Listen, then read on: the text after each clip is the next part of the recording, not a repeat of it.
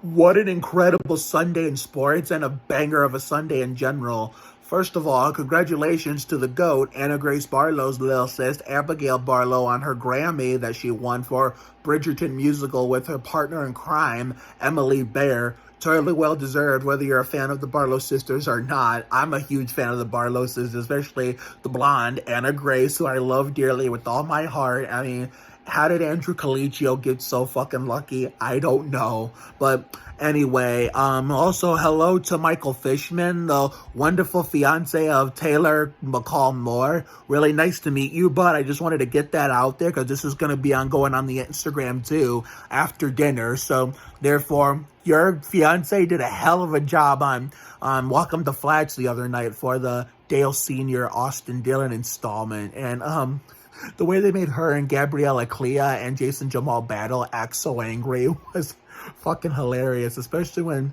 Gabriella grabbed Shrub's shirt. They called him a jackass when they were walking up to him for the first time. So really nice to meet you. You seem like a really amazing guy, and I'm also a big fan of the other Taylors, Taylor Grace Boughton and Taylor Ortega, who brought the Spurs a lot of good luck today and brought Zach Collins and Trey Jones massive luck because they tore his shit up like Terry Labonte and shitted on Shitbanks, the useless shitbag that used to be on our team. So therefore, I'm just, as you can tell, big Spurs fan, the jersey, the blanket, the shorts, even though you can't, yeah, there you go. Therefore, I have autism. I live in Northeast Ohio, and as you're going to be telling by this video that I'm going to talk about, besides the Spurs, I'm also a big NASCAR fan, and I'm also best known for not only those two, but also Ricky Martin and the 1999 #1 smash hit "Living La Vida Loca," written by Robbie Draco Rosa and Desmond Child. So nice to meet you, Mikey. First, congrats again, congratulations to Abigail and Emily on their Grammy for Bridgerton Musical. Well deserved. Shout out to Liza Kate Barlow, the other Barlow sister, that's pretty much underappreciated and underrated, that never gets talked about for her successful music career, and just as a individual in general. So therefore, anyway, let's get into this. Enough with the famous people introductions of myself. Let's just get into this reaction video. I mean, wow, there's so much to talk about. I don't even know where to begin. So let's talk about the Pontiac Excitement 400 first at Richmond. La reina de la noche, la diosa de voodoo. I know Richmond hasn't been the track for that action-packed stuff since, I was a kid in the 2000s and began watching NASCAR. But once again, I may have been complaining a little bit on Twitter, but at the same time, hey, I mean, wasn't as exciting as I thought it would be, but it was it was also more interesting than I thought. So I had mixed emotions. So, and I enjoyed the green flag racing and a lot of the pitch strategies that Brett BODINE imposter that race.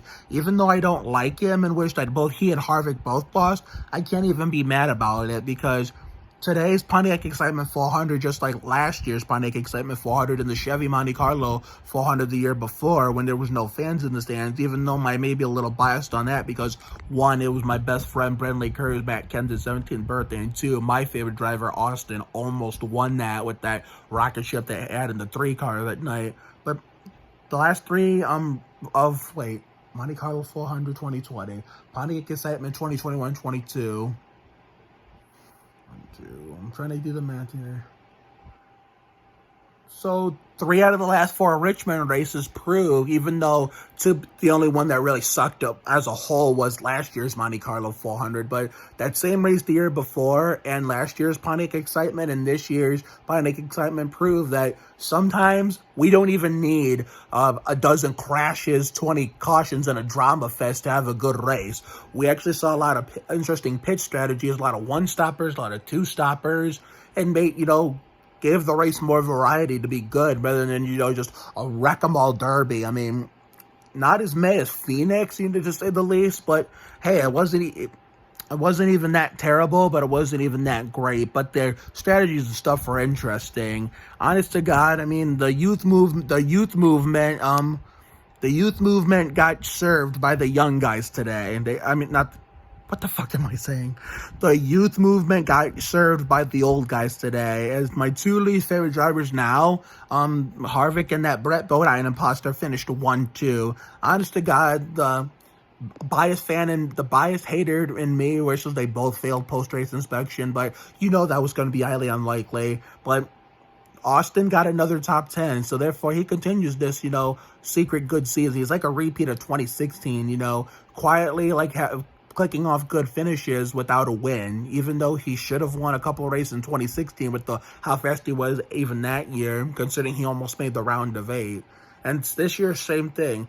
I could see him getting a win. It doesn't matter where, but, honestly, the only two places where he didn't get the finish he should have was, I forgot about this when I talked about this in the last reaction video for one of the earlier races of the season.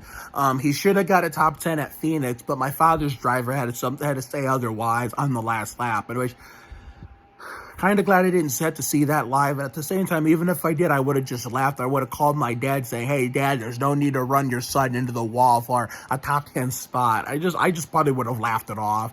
And then, of course, at the baby Atlanta at the Cracker Barrel 500, he should have got a top 5, but was one of the first of 3 to DNF along with his brother and Gregson. So all 3 of my favorites in that one all wiped out. So the Subway Fresh 500 and the Cracker Barrel 500, he only races that he didn't even get to finish or get the finish he deserved, period. So therefore it's good to see Austin put up a good numbers other than those two, considering even Daytona, it was usually one of his best tracks. He was dog shit slow, but he was running at the finish, but unfortunately didn't get a good finish. But outside of the Daytona 500 and Cracker Barrel 500 and the Subway Fresh Fit 500, Austin's been putting up a good season so far. Quiet good season like in 2016.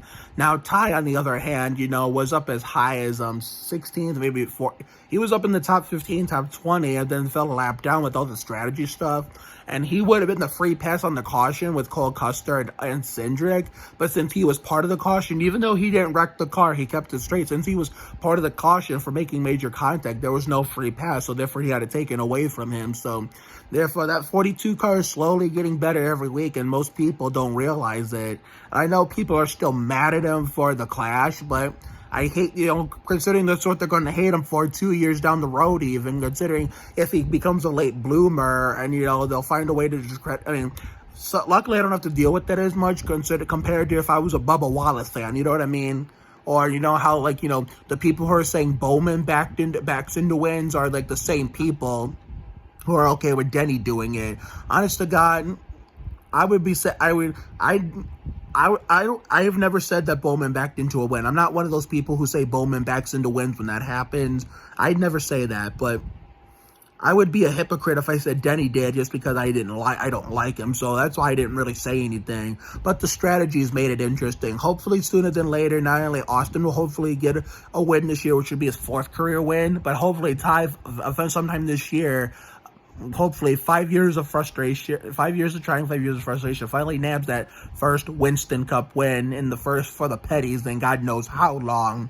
And I could see the Aaron 499 at Talladega being his best shot to get that first win when I live streamed that race, because Talladega is a white knuckle stock car racing restrictor plate track where it's crucial and anything can happen, anyone could win. But I really can't be mad about Denny winning despite me not liking him, because he just was right there to pounce in the right way and right in the right place at the right time when he needed to be there to pounce. When William Byron's tires were falling off and Truex was falling off and they were going backwards. And I'm not a Kyle Busch fan or a Kyle Busch hater any means, but I get it, the rules are the rules, with the new next-gen car. But at the same time, come on, NASCAR. If that was on there for 100 laps and you didn't say anything, there was no need to say anything right close to the end when they're actually close to a good finish. I mean, they did battle back on the lead lap to finish 9th, but he should have finished higher than that if they would have called it right away, if they would have seen it right away. But David, who's retired for this grade A horse shit, I mean, come on. I mean, whoever took his spot needs to get their eyes checked or something, because they did not.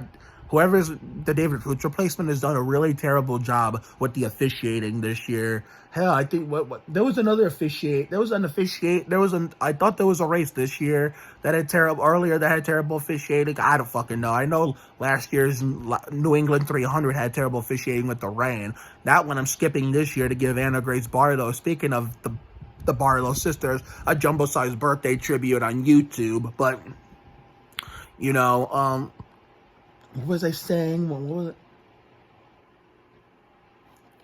I lost my train of thought, so wait, let me think.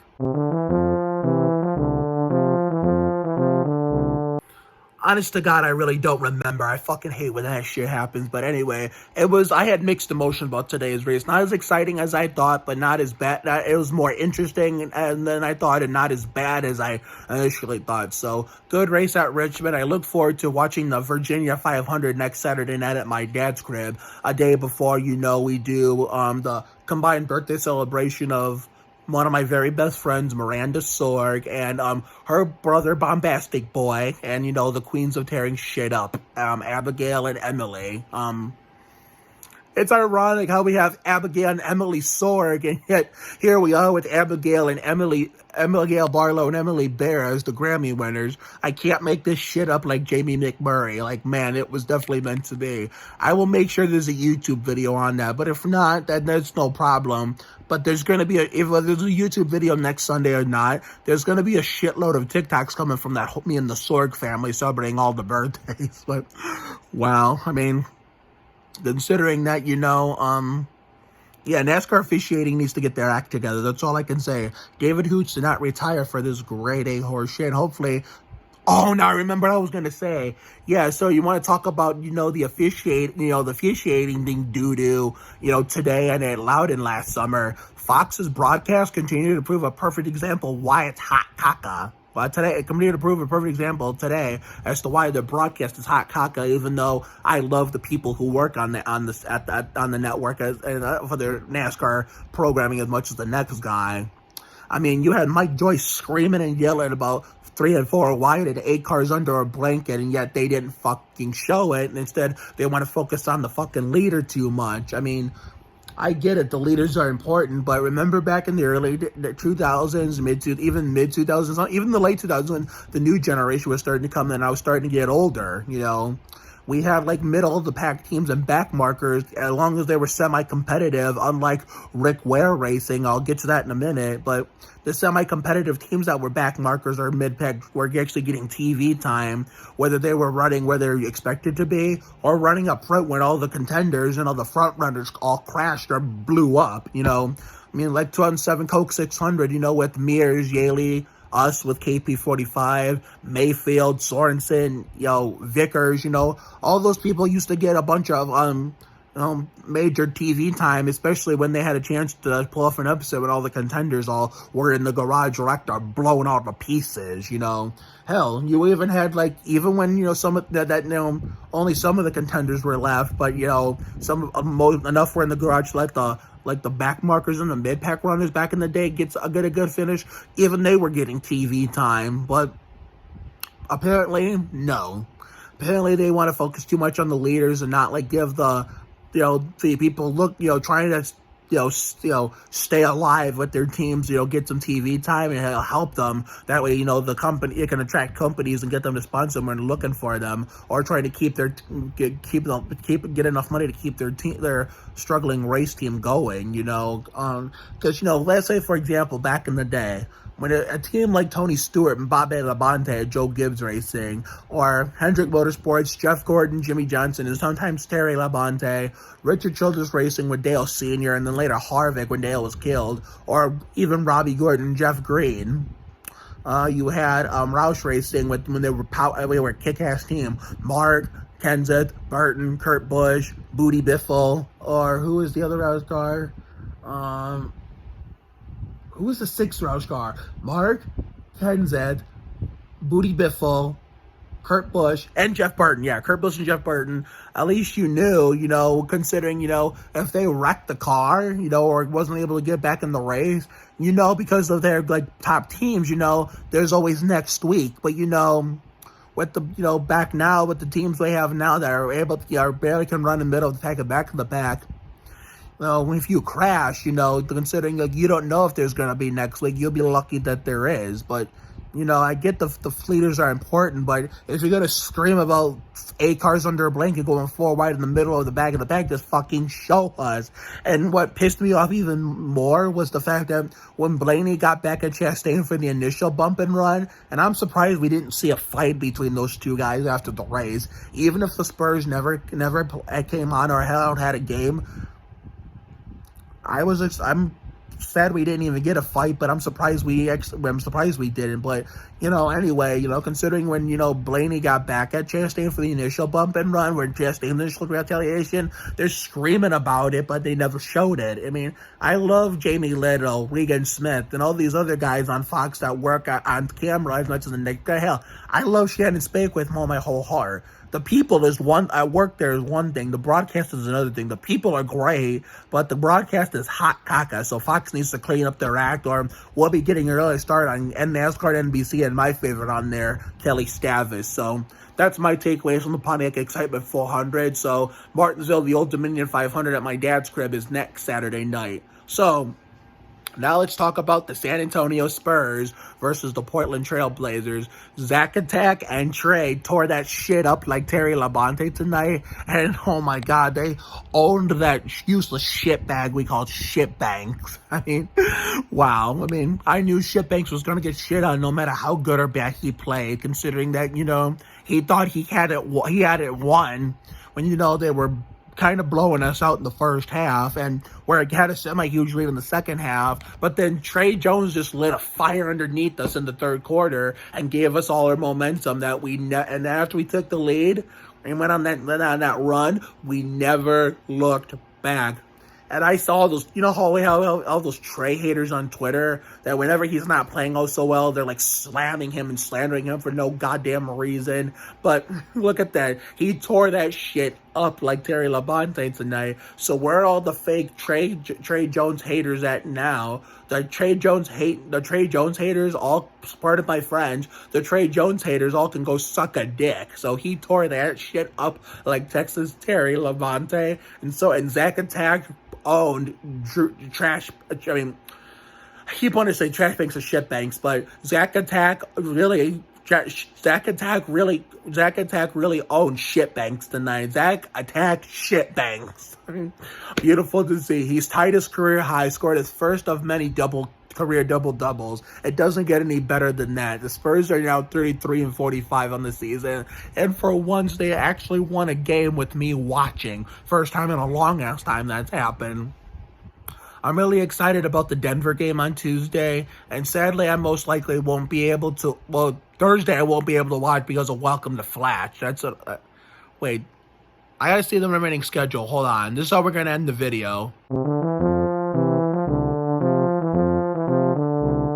So it looks like Tuesday, it's just going to be like last year. My last Spurs game of the season last year was against the New York Wimps, you know. Right before I took off to Connecticut, I had to miss the Phoenix blowout games because of Tim Duncan's Hall of Fame enshrinement that, you know, I uploaded on YouTube when even Bill and Sean, I don't even think Bill and Sean were calling that game, and, you know, considering that they had half feelings because they were attending Duncan's Hall of Fame enshrinement, we're in the same room, in the same vicinity as us, and Pop wasn't there, and, you know, it was, Suns kicked our asses both times, and I was able to come back home in time and so I can go back to the play game so I could watch that one playing game that, you know, the Memphis swept the floors on us, mopped the floor all over us, that one. But it's looking much, much better this time, considering since, you know, we not only dropped Shitbanks and the king of bitching it up, and, you know, blew up the whole rest of the roster after that. It's like we've gone on a tear. It's like after we dropped those 2 useless shit bags, blew up the team, and got embarrassed on Mywelo's birthday. It's like Myuelo was looking out for me and probably felt bad that, you know, I had to go through that on his birthday. So after I took a break, he kind of threw some spiritual magic, you know, Oliveris magic into the Spurs. Like, you embarrassed my grandson on my birthday, so you guys get your act together so he can go watch you guys again. And look at what happened. We went on a tear. Most of the games I didn't watch, they ended up winning. So that's why I was excited to come back to the game. So I think Tuesday is looking like it's going to be my last Spurs game. But if I'm actually home in time, for the Sunday game, which sadly is unlikely, then that might be the last regular season game of the Spurs might be my last. So it's more than likely that Tuesday will be my last regular season game for the Spurs, considering, Sunday, the day after the Virginia 500, when the Spurs play the Mavericks. I may or may not be able to watch that game because we'll be at Fireball Man celebrating Bombastic Boy and the Queens of tearing shit up, along with one of my best friends, Bombastic Boy's baby sister Miranda Soar, because they're like baby fraternal twins that were born on the same day. Something like that. But either way, if I'm home in time next Sunday, then yes, that'll be my last Spurs regular season game to watch before the potential play-in that we're probably going to be able to be part of for the second year in a row. But if I'm not able to get home in time, then... or even if I am in home in time, but I'm too tired from celebrating on Sunday, all those birthdays, then Tuesday will be my last game for sure. So I will let you guys know in my Martinsville race reaction Saturday night whether or not I can make it to the April 10th game, for, against the Mavericks in Dallas, which we all know, I think, is, the last home game of the season for the Spurs on Saturday, which I won't be able to watch that one, but I forgot to mention, because I will be at my dad's crib, and, even though, considering my dad doesn't get the games over there, and considering if I were here, I'd be able to watch them both, but since I can't do that, it's either NASCAR or the Spurs, and I'm choosing NASCAR, so, therefore, I forgot to mention as to why I won't be able to watch Saturday's game, which explains why Tuesday may or may not be my last Spurs game of the season, depending how I feel, or how I feel on next Sunday, or if I come home in a timely fashion or not on Sunday too. But anyway, let's go eat. Have a good night tonight and a better day tomorrow. Life will give you a lot of lows, but when you hit a high, enjoy it. It ain't for the weak. Goddamn. Be you. You have to try harder to do less. You can't deport a dream. Take care, everyone. Good night. Once again, congratulations to Barlow and Bear on their Grammy. Hell of a, nice to meet you, Michael Fichman, and, yeah, Viva Los Spurs and go Austin, go. See you all for that next video, possibly tomorrow when I do the Ryan Newman and Ty Dillon installments of Million Little Things reaction video, since there is no the TV season's coming to a close. I haven't had a Monday show all season. No Spurs game. Promised Land is done. So our schedule's unclogging itself by the minute. That's how you know summer's coming. But all right, let's eat. See you later, everyone. Oh, yeah, and I did forget to bring up one thing, which I said I was going to bring up, but I ended up forgetting in the main part of the video. Weekly Rick Ware racing caution happened again, and where are the bozos that said there would be fast win pulls and races this year?